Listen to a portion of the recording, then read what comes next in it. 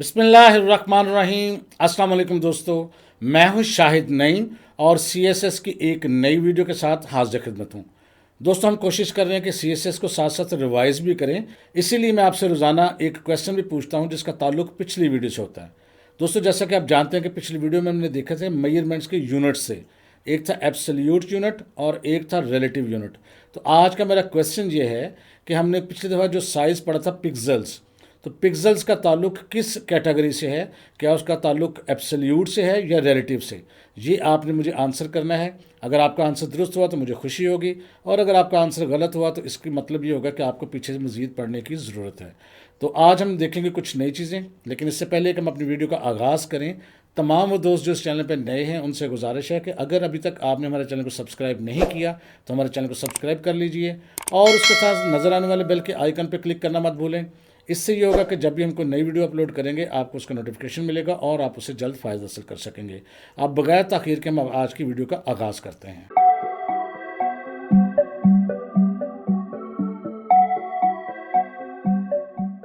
तो दोस्तों, अब हम टेक्स्ट प्रॉपर्टीज़ को आगे बढ़ाते हुए कुछ उसकी मज़ीद चीज़ें देखेंगे। अब हम देखेंगे कि टेक्स्ट ट्रांसफॉर्म प्रॉपर्टी क्या होती है। इसमें इसका मतलब ये होता है कि टेक्स्ट को किसी दूसरी शक्ल में हम तब्दील करते हैं। क्या मतलब? This property can be use to make text appear in all upper case, lower case और ईच वर्ड कैपिटलाइज। यानी यहाँ तो हम अपनी जो टेक्स्ट है उसको बड़ी एबीसी यानी कैपिटल लेटर्स में ट्रांसफ़र कर सकते हैं, या लोअर केस यानी छोटी एबीसी में ट्रांसफ़र कर सकते हैं, और या उसका हर एक वर्ड जो है उसका पहला पहला करैक्टर कैपिटलाइज कर सकते हैं। तो ये कैसे होगा इसको हम देखेंगे। तो उसके लिए जल्दी से चलते हैं अपनी कोड एडिटर की विंडो में। तो दोस्तों, यहाँ कोड एडिटर विंडो में वो फाइल जो हमने पिछले लेक्चर्स में यूज़ की थी वो इस्तेमाल की हुई है। इसमें सिर्फ एक पैराग्राफ है और एक हेडिंग है। इसकी हमने कुछ लाइन हाइट सेट की थी और उसका फ़ॉन्ट का साइज सेट किया था। अब इसमें मज़ीद तब्दीली करेंगे। पहले इसका एक दफ़ा प्रीव्यू देख लेते हैं ताकि आपको पता लग जाए कि इस वक्त इसकी पोजीशन क्या है। तो ये देखें, इस वक्त पोजीशन ये है कि एक माई टेक्स्ट के नाम से हेडिंग है और एक पैराग्राफ है, और इसको अब हम तब्दील करने की कोशिश करेंगे। कैसे होगा इसको देखते हैं। अब हम जाएंगे size.css में, और यहाँ पर पैराग्राफ की पहले ही यहाँ पर प्रॉपर्टीज़ लिखी हुई हैं, इसी के अंदर हम लिख देंगे इसको। हम लिखते हैं टेक्स्ट ट्रांसफॉर्म। यहाँ पर आगे देखें, खुद ब खुद आ गया capitalize, lower case, none, upper case, इन सब को हम देखेंगे। सबसे पहले हम देख लेते हैं लोअर केस को। अब हम करते हैं इसको सेव और देखते हैं क्या तब्दीली आती है। अब आपने गौर करना है एक चीज़ को कि हमारा जो भी पैराग्राफ लिखा हुआ है उसका तमाम का तमाम टेक्स्ट जो है वो छोटी एबीसी में है, लोअर लेटर्स में है, कोई भी कैपिटल लेटर में नहीं है।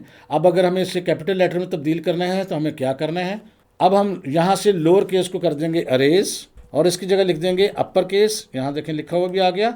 सेव करते हैं और रिजल्ट देखते हैं। ये देखें, तमाम का तमाम टेक्स्ट जो है वो हमारा कन्वर्ट हो गया है अपर केस में।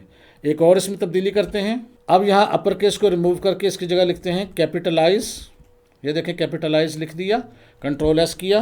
अब देखें, जितना भी पैराग्राफ थे, जितना भी उसके अंदर टेक्स्ट था, हर एक जो वर्ड है उसका पहला पहला करैक्टर उसने बड़ा कर दिया, बाकी सब के सब उसने छोटी एबीसी में रहने दिए हैं।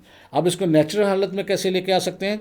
यानी जो हमने कैपिटल टाइप किया है वो कैपिटल रहे, जो स्मॉल टाइप किया वो स्मॉल रहे। उसके लिए क्या करना पड़ेगा? हमें कैपिटलाइज की जगह पर जाके हम कर सकते हैं यहाँ पर नन। ये देखें जी, और कंट्रोल एस किया। अब यहाँ देखें, जो लेटर कैपिटलाइज था वो कैपिटलाइज ही है, जो छोटा था वो छोटा ही है। तो इस तरह हम इन चीज़ों को तब्दील कर सकते हैं। अच्छा, यहाँ पर मैं आपको ये एक चीज़ और बता दूं कि हम यहाँ पर बजाय के बार बार हम उसकी सेटिंग वहाँ पीछे जाएं, तब्दील करें, फिर यहाँ रिज़ल्ट देखें, हम इस विंडो में भी छोटी छोटी तब्दीलियाँ करके इसका रिज़ल्ट यहाँ देख सकते हैं कि ये चीज़ें कैसे नज़र आती हैं। उसके लिए क्या करना पड़ता है? राइट क्लिक करना पड़ता है और यहाँ इंस्पेक्ट पे क्लिक करना है। जो ही आप इंस्पेक्ट पे क्लिक करेंगे आपके यहाँ पर बिल्कुल राइट साइड पे, या बाजू का कुछ लोगों के नीचे भी होती है, इसको आप चेंज कर सकते हैं, एक विंडो खुलती है और यहाँ पर आपके पास इंस्पेक्ट का पैनल आता है। किसी भी चीज़ को इंस्पेक्ट करना हो यानी देखना हो कि इसमें क्या है, आपने ये ऊपर कॉर्नर पे जो ऑप्शन है इसको लेना है और किसी भी चीज़ पे क्लिक कर देना है। जैसे मैंने यहाँ रखा तो उसने यहाँ उसकी डिटेल दे दी कि ये H1 है, इसका कलर ब्लैक है, फाउंट इसका 32 पिक्सल्स है, टाइम्स न्यू रोमन है, मार्जिन इसका ये है। मार्जिन क्या था वो खैर बाद में देखेंगे। और अगर इसको हम कर दें पैराग्राफ में तो ये आपको ऑप्शन दे रहा है पैराग्राफ का, कलर का, साइज़ का, इस तरह से। और ये चीज़ यहाँ लिखी भी आपको मिलेगी। अगर आप इस पर क्लिक कर देंगे तो यहाँ देखें लेफ्ट साइड पे विंडो में ये लिखा हुआ है फ़ॉन्ट साइज़ 15। ये 15 पिक्सल्स है। अगर आपको अंदाज़ा नहीं होता कि ये 15 पिक्सल को अगर हम 25 करेंगे तो कितना लगेगा, 40 करेंगे तो कितना लगेगा, बजाय इसके कि आप दोबारा CSS की विंडो में जाएँ, वहाँ तब्दील करें, फिर रिजल्ट देखें, तो यहाँ से भी आप करके दे सकते हैं। कैसे, ये देखिएगा, ये 15 को मैं यहाँ से अरेज करके यहाँ पर मैं कर देता हूँ जी 10, लेट्स सपोज। तो मैंने 10 किया। अब यहाँ देखें आपके सामने उसी वक्त रिजल्ट आ रहा है, आपको अंदाज़ा हो जाएगा 10 कितना है।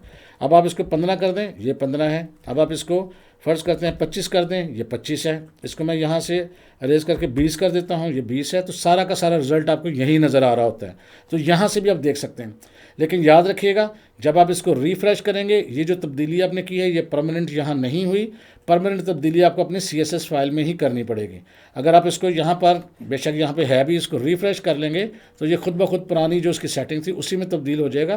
क्योंकि यहाँ सिर्फ जो आप तब्दीली करते हैं वो आपको सिर्फ नज़र आती है, जबकि तब्दील आपको फिर CSS में ही करना होता है। तो इसका फ़ायदा ये है कि बार बार वहाँ जाके तब्दील करके यहाँ करने के लिए आप यहीं पर इसको चेक कर सकते हैं कि क्या करना है। इसी तरह फ़र्ज़ करते हैं कि इसका कलर चेंज करना चाहते हैं तो आप यहाँ पर ही लिख सकते हैं।